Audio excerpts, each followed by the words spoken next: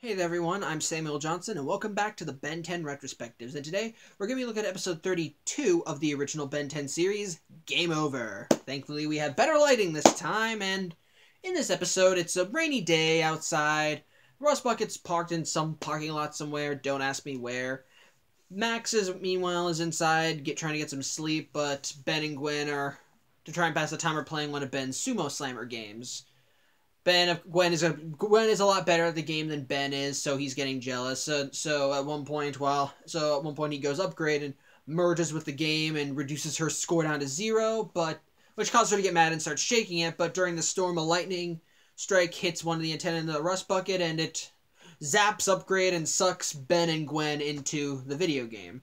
As such, they take on the roles of both of their characters. They're in level 1, and they have to deal with all the challenges of the game. And Ben, of course, they're on equal footing with her own natural skills in both the game and karate or kung fu. I don't know what she studies. I don't know that stuff. But Ben is, of course, breezing through everything because he's upgraded, and the first enemies are robots. And they say he has a connection to the game world, but I don't know. But anyway, pretty much everything's going well, but the Omnitrix times out before Ben can get himself and Gwen out of the game, and when he starts messing with the Omnitrix, which is now taking on the form of a band of this wristband, because Ben and Gwen have again, I think I said, as I just said, I think I meant to say, I don't know, but either way, since Ben and Gwen have now taken on the appearances of the characters they're playing as, Ben now is wearing samurai armor, same with Gwen, and the Omnitrix is now some kind of wristband or armband, but Ben starts messing with it, and it's white, like when he's transformed, and absolutely none of the aliens are there. So pretty much they're stuck here. So they go through they finish up the level and go to the next one.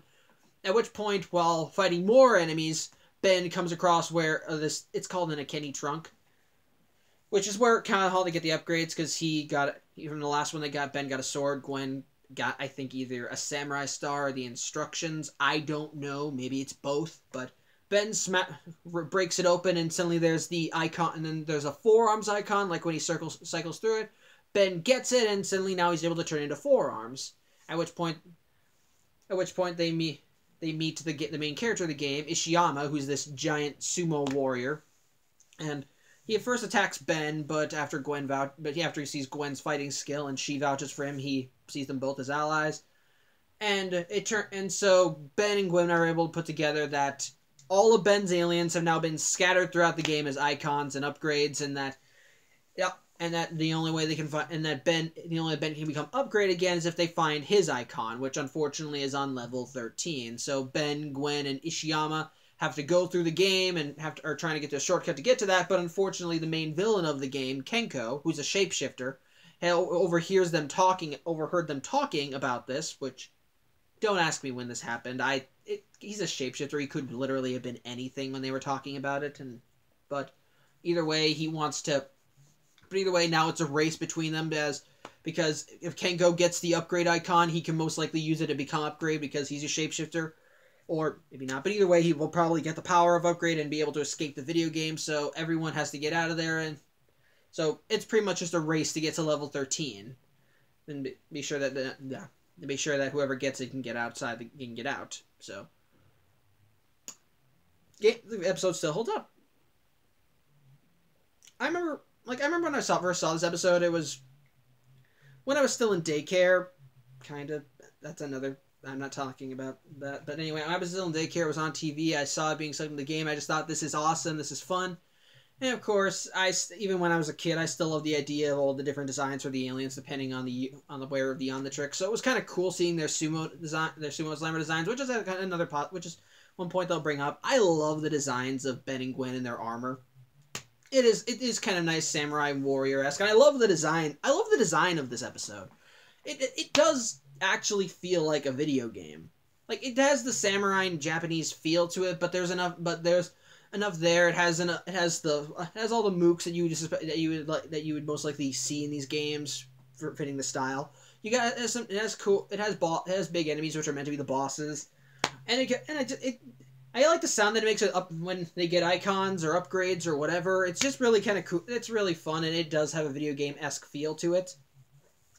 And trying to think what else is there.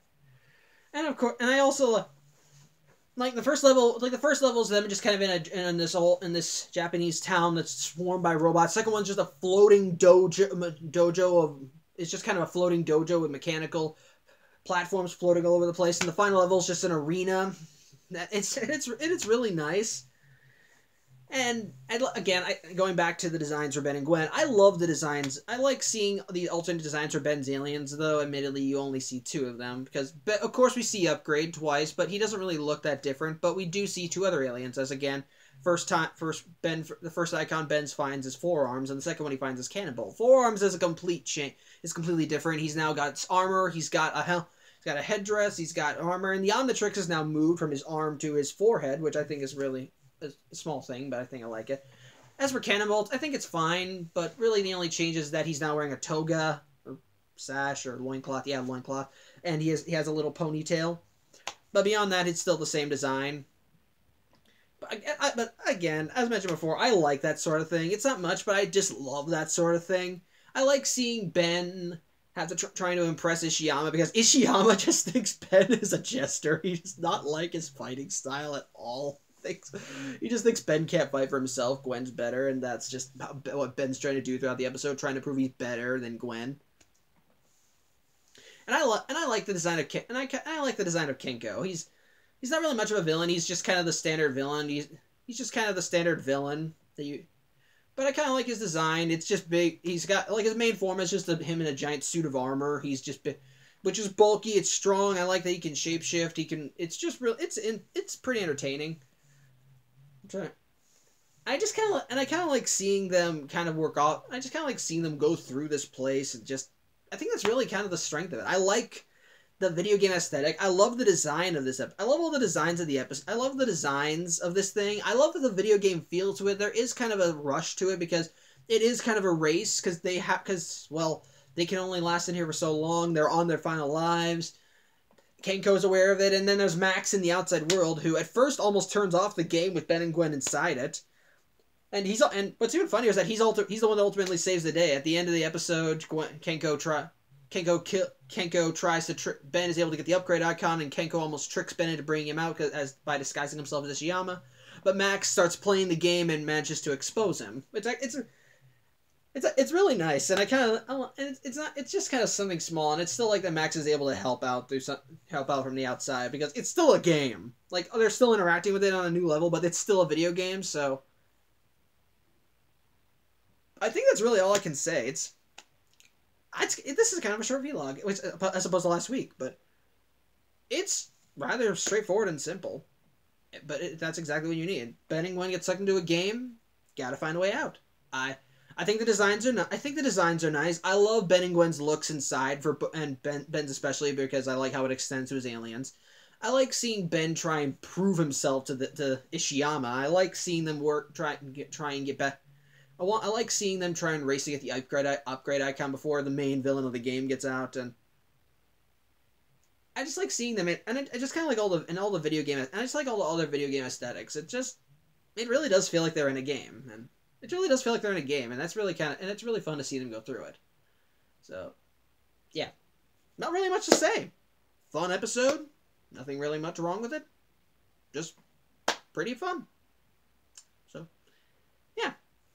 Thanks for watching. I'm Samuel Johnson. This is probably one of my shortest vlogs yet, as opposed to last week's. And tune in next week when we look at episode 33 of the original Ben 10 series, and we meet a villain who I kind of have a small fondness for.